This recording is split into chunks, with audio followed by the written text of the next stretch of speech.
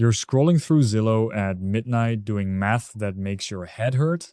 Your landlord raised rent to $2,200. And everyone, agents, parents, finance, influencers, screams the same thing. You're throwing money away. Stop renting. Build equity now. But the numbers don't add up. That $450,000 starter home monthly payment shows $3,800. Before property taxes, before insurance, before the water heater dies and costs $4,000. My name is Nico, and today I'm showing you the rent versus buy calculation real estate agents hate, because it proves that in most major US cities right now, renting and investing, the difference is smarter, with hard 2026 data. Before we dive into the math that might change how you think about home ownership, hit subscribe and smash that like for content that cuts through financial BS. The entire housing industry, realtors collecting fat commissions, mortgage brokers getting paid when you sign, that uncle at Thanksgiving has convinced Americans that rent is financial suicide. Money down the drain. Building someone else's wealth. They show charts of equity you'll have in 30 years. Here's what they forget to mention. According to Zillow's November 2025 analysis with Thumbtack, hidden homeownership costs hit nearly $16,000 annually nationwide. That's $1,325 monthly on top of your mortgage. National average, coastal cities, $24,000 annually in New York. $22,000 in San Francisco, $21,000 in Boston. This isn't luxury spending, it's property taxes, insurance up 48% in 5 years, and basic maintenance so your house doesn't collapse. Let's run real numbers playing out across America. You're buying a $450,000 home, not a mansion, just a basic 3-bed, 2-bath starter in Denver, Austin, Charlotte, or suburbs near major metros.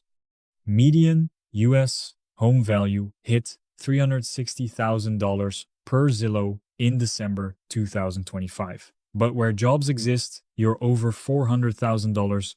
With mortgage rates at 6.17% as of January 30th, 2026, down from 7% in 2024, but still double pandemic rates. Here's the actual cost. You scrape together 10% down because you're not wealthy. That's $45,000 saved from 3 years of ramen and shoebox apartments. Your mortgage on the remaining $405,000 at 6.17%, $2,460 monthly, just principal and interest. Property taxes at 0.8% national average, another $300.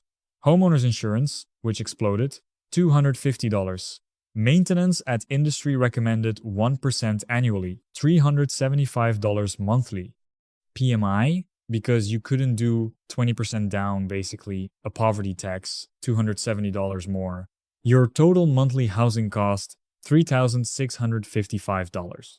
Before HOA fees, higher utilities, or surprise disasters. HVAC dies during a heat wave, $5,000. Roof replacement, $12,000 you probably don't have. But you're building equity, they say. In month 1, about $390 of your $2,460 mortgage goes toward ownership. The other $2,070 goes to the bank as pure interest. You're paying $3,655 total for $390 in equity. Expensive equity. Now renting. Median rent for 2 bedrooms nationally, $1,887. Comparable 3-bedroom rentals run $2,200 to $2,500.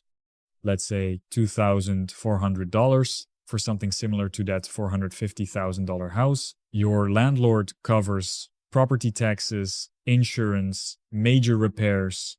Water heater dies at 2 a.m. Not your problem. Roof leaks? Someone else's checkbook. You pay $2,400, period. No surprises, no maintenance fund, no PMI, no property tax hikes. Here's the magic. Agents never tell you. $3,655 minus $2,400 equals $1,255 monthly. What if you invest that difference? Goldman Sachs research projects S&P 500 returns around 12% for 2026. Let's be conservative and use the historical 10% average. Invest $1,255 monthly for 30 years at 10%. You end up with $2,380,000. $2,380,000 in liquid, accessible investments.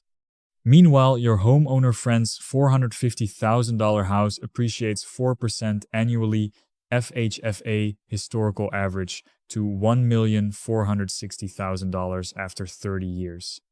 Sounds great, except they paid $885,600 total on that $405,000 mortgage. $480,600 in pure interest at $16,000 annually in hidden costs over 30 years. Another $480,000.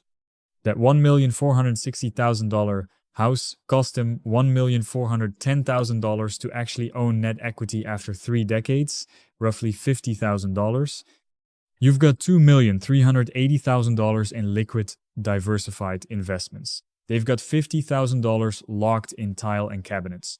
But what about tax deductions? Here's the 2026 reality. Standard deduction is $15,750 for single filers, $30,000 for married couples. Unless your mortgage interest plus property taxes exceed those numbers, you're getting zero additional tax benefit from homeownership. You're just taking the standard deduction like everyone else. The mortgage interest deduction everyone raves about, mostly a myth for average homeowners. What about rent increases? Fair point. Rents do climb. If your $2,400 rent grows 3% annually, by year 30, you're paying $5,820 monthly. But here's the thing. Your income grows too, making those increases more manageable. And you're still investing the difference each month, compounding into serious wealth. Plus, consider liquidity. Your $2.38 million in investments? Accessible. Retire early, relocate for opportunities, weather emergencies, without losing your home. The homeowner's equity? Locked in walls and appliances. To access it, they sell paying 6% to agents and thousands in closing costs, or take a home equity loan, adding more debt. Reddits are, personal finance is flooded with this exact dilemma. A 28-year-old making $85,000 posted, "I'm tired of feeling like I'm throwing money away, but I don't want to be house poor." The responses?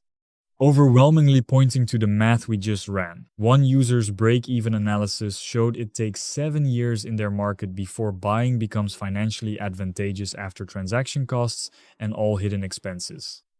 Another shared how they've been renting for a decade, diligently investing the difference, and now have enough in their portfolio to buy a house with cash if they wanted to, but they don't want to because their investments are consistently earning more than real estate appreciation.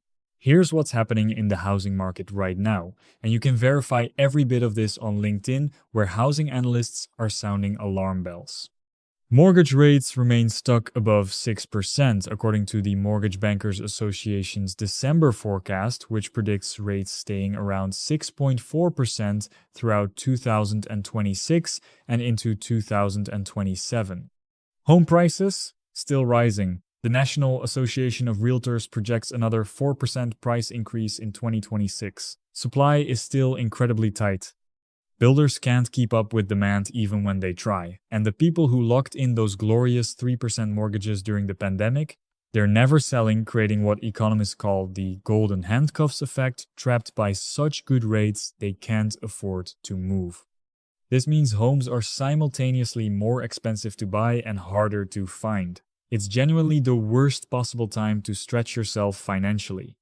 The real estate industry pushes the narrative because they profit when you buy. Agent gets 3% commission, mortgage broker gets paid, title company gets paid. Nobody makes money when you say, "I'll rent and invest instead." They need you to believe renting equals failure. Financial advisors on Pinterest and LinkedIn who actually manage investments, not the ones selling houses, have reached a consensus. Unless you're planning to stay in a home for at least 7 to 10 years and the monthly costs are comparable to renting, buying is a lifestyle choice, not a guaranteed wealth slam dunk. Check Reddit's Our Personal Finance threads from people who bought houses in 2021 to 2022. They're now posting about being house poor, unable to save for emergencies, unable to invest for retirement, stressed about every unexpected expense. One user's post went viral. I have a $500,000 house and $3,000 in my bank account. If my car dies tomorrow, I'm completely screwed. That's not wealth building. That's financial fragility wrapped in granite countertops and stainless steel appliances. It's the illusion of success hiding real financial distress. And here's the psychological trap that keeps the cycle going. Once you buy, you're emotionally invested in the decision. You'll defend your choice because admitting you made a mistake that's costing you hundreds of thousands of dollars is too painful to confront. So homeowners become the loudest advocates for homeownership, even when the math clearly doesn't support their position. It's cognitive dissonance operating at a massive cultural scale. Everyone's invested literally and emotionally in maintaining the myth. I'm not saying never buy. Buy if monthly costs match renting and you're staying a decade plus. Buy if you want a yard, purple walls, school district stability. Buy for lifestyle, not because you think it's your only wealth path. The truth the housing industry hides. You can build significantly more wealth renting reasonably, investing the difference in index funds, and avoiding the quicksand of an unaffordable house. The math is clear. Flexibility is valuable. Your future self sitting on $1,338,000 in liquid investments will thank you for thinking independently instead of following the crowd off a financial cliff. Next time someone says you're throwing money away on rent, smile and tell them you're investing it instead. Watch their brain short-circuit trying to argue with compound interest. Wealth isn't about what you own, it's about what you keep. In 2026, with rates above 6%, prices at records, and hidden costs eating $16,000 yearly, keeping your money in the market and renting might be the smartest decision you make. Just don't expect your realtor to agree.